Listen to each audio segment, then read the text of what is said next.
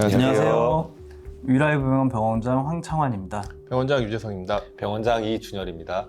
이번 시간에는 양방향 척추 내시경 치료에 대해서 알아보는 시간을 가지겠습니다.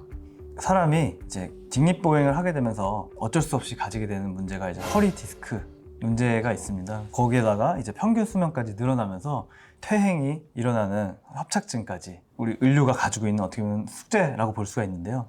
허리에 제일 많은 두 질환이죠, 사실. 디스크라고 얘기하는데 사실 디스크는 뼈와 뼈 사이에 있는 쇠의 명칭이고 흔히 뭐 디스크가 있다라고 하면은 추간판 탈출증이 있구나 그렇게 생각하시면 되고요. 협착증은 우리 손 마디 많이 쓰면 많이 두꺼워지듯이 허리 디스크도 하나의 마디입니다. 그래서 많이 쓰고 이러면서 걔네가 두꺼워지면서 뒤에 있는 이런 신경을 누르게 되고 그렇게 되면 허리 통증 그리고 하지로의 방사통 이런 것들이 발생하게 됩니다.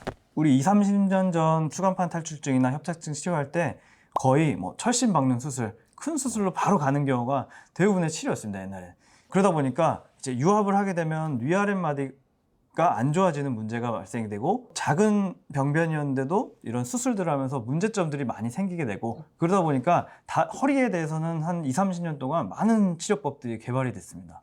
예를 들어서 뭐 신경차단 수지나 유착박리술 그리고 뭐 풍선 합장술, 뭐 미세 현미경 수술, 내시경 수술 이렇게 다양하게 방법이 있는데 이런 시술 뭐 이런 것들을 통해 가지고 유합술까지 가는 그런 비율이 많이 낮아졌다고 보시면 될 것 같습니다. 시술, 수술 섞어 쓰는 경우도 많고 그쵸. 그게 명확하지 않은 거죠. 환자들도 좀 헷갈려 하시는 환자분들도 많으신 것 같고요. 네. 의료진도 그런 것 같아요. 근데 허리 쪽에 대해서 보자면 수술은 사실 전신 마취를 하고 안쪽에 좀 절개를 더 많이 가하고 시술은 간단히 주사 치료나 신경 차단술처럼 간단히 국소 마취를 통해서 간단히 환자가 할 수 있는 걸 좀 그렇게 표현하는 것 같아요. 그래서 뭐 사실 수술도 시술의 한 범주인 거는 맞는데 환자분들이 이해하기에 그걸 좀 구분해서 설명해 주길 원하시거든요. 네, 맞아요. 크게 하면은 수술, 그냥 작게 하면 뭐 그죠. 시술, 그리고 뭐 전신 마취하면 수술, 전신 마취 안 하면은 뭐 시술, 뭐 그렇게 그냥 생각하는 경우도 많은데 두 개의 경계가 애매모호해지면서 교집합 부분이 많이 생겨나게 됐어요. 그런 부분들이 많이 발전을 하게 됐고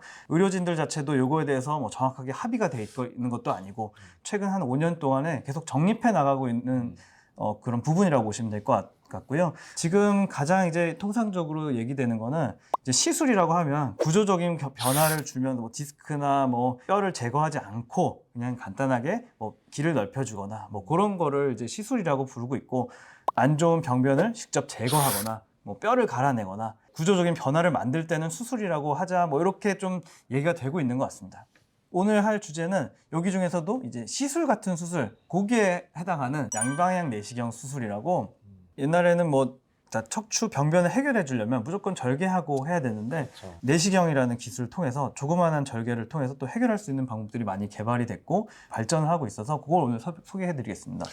척추 내시경 방법은 원래 있었잖아요. 네, 원래 네. 그 단방향 척추 내시경 수술이라고 더 이전부터 있었던 수기가 하나 있는데 아주 좋은 결과를 얻을 수 있는 수술이긴 한데 단방향이다 보니까 아무래도 할 수 있는 수술의 범주가 좀 좁습니다. 이 양방향 척추 내시경 수술은 확실히 적용할 수 있는 그런 범위가 훨씬 넓고 기존에 있던 뭐 미세 현미경 수식이나 그런 거보다도 오히려 더 넓어서 그거 이따가 한번 그림 보면서 또 설명을 드리겠습니다. 네.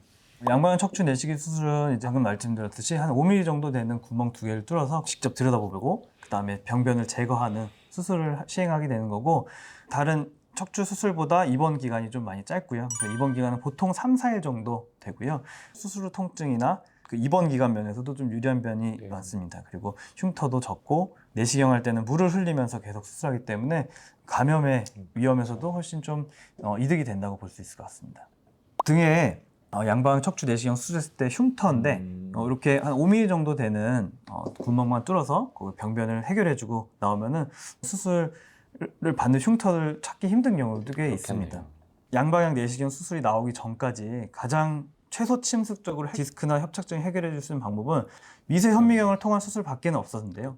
미세 현미경 수술은 큰 현미경을 보면서 직접 근육을 좀 벌려서 1.5cm에서 2cm 정도 절개해가지고 근육 사이로 들어가서 이렇게 해결을 해주는 수술 방법인데 미세 현미경은 이렇게 직선으로 통으로 통해서밖에 그 병변을 확인할 수가 없고 양방향 내시경을 통하면은 각도 그리고 얼마나 더 깊이 들어갔냐 이런 거에 따라서 병변을 보고 해결할 수 있는 범위가 거의 한 2-3배 정도로 넓어지게 됩니다. 수술하는 쪽의 반대편까지 적절하게 감압시켜 줄 수 있을 정도로 수술 범위나 그런 제한점이 확 사라졌다고 네. 보실 수 있습니다.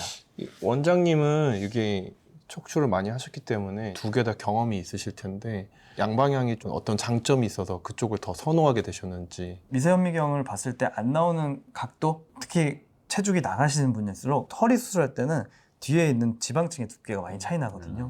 그런 거에 따라서 각도가 너무 안 나오는 부분이 많았는데 이런 내시경으로 하게 되면은 그 부분이 일단 해결이 되고요. 현미경으로 볼 때는 피가 나버리게 되면 거기서 그냥 피가 쑥 차오르거든요. 그 내시경을 쓰게 되면은 물을 흘려내 보니까 피도 별로 안 나고 그리고 시야가 별로 방해를 받는 경우가 적어서 수술이 훨씬 편해졌겠네요. 편해지고 그리고 갈수록 이 방법을 택해야 되는 경우가 더 많아지더라고요. 음. 그래서 2018년에 나온 논문들을 보면은 여러 그 병원에서 수술했던 걸 모아서 결과를 분석해 놓은 논문이 있는데 일단은 아까 얘기했듯이 피 양 자체가 미세현미경 수술에서 평균 뭐 140ml의 피가 났다고 하면 내시경으로 하는 건 34ml 정도.